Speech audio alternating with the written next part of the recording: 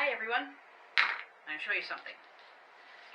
I am doing this pattern for the next grad quilt, but not the navy and yellows and aquas. I'll show you in a minute.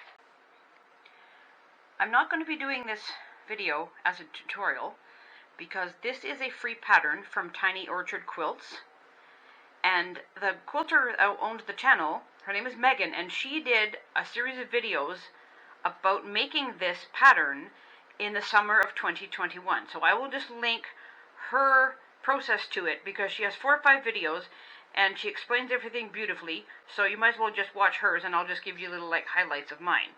Now, it's hard to tell in the picture because the printing wasn't very good, but the background in hers was navy, and she's using all solids. I'm not doing that. My background is black. The yellow parts, my colors are green, and the blue parts, my colors are gray.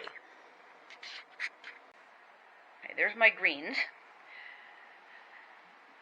These colors are the colors of the high school that the quilt recipient went to. It is also the same high school my kids went to. And I had a couple of different colors of a green solid, and this was the one that I matched to my daughter's school hoodie. So I went from this green, and I got 2 other greens. This one shows up a little brighter than it does on camera for some reason. It's a very similar shade to that. And then there's a slightly more foresty green. Again, that's a little bit too bright. They all just sort of kind of go together.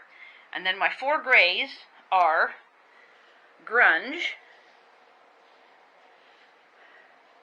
a medium tone gray solid, this gray here that has a few little dots in it, and a pale gray. It has a few dots and a little bit of sparkle. And I'm just using Kona black for the background.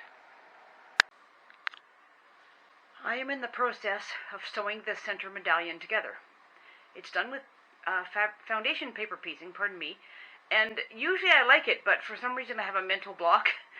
That triangle piece on the left, that is the 3rd time I've sewn that together. So the next thing I'm going to do is sew it to the one on the bottom left that has the black on it, and then eventually I'll get it sewn together. And then once it's together, I have to put black sashing all the way around it before I go on to the next part. Alrighty, there's the medallion done. The next round around this middle, like the next rows I guess you could call it, are flying geese with a black piece in the middle. One of these is sewed on, I have to press it. The other side is sewed on, or pinned on, ready to get sewn. And there's what's left at the top, so I'm going to make those rows with the cornerstones, i.e. where those black squares are, and then they get sewed to the top and the bottom.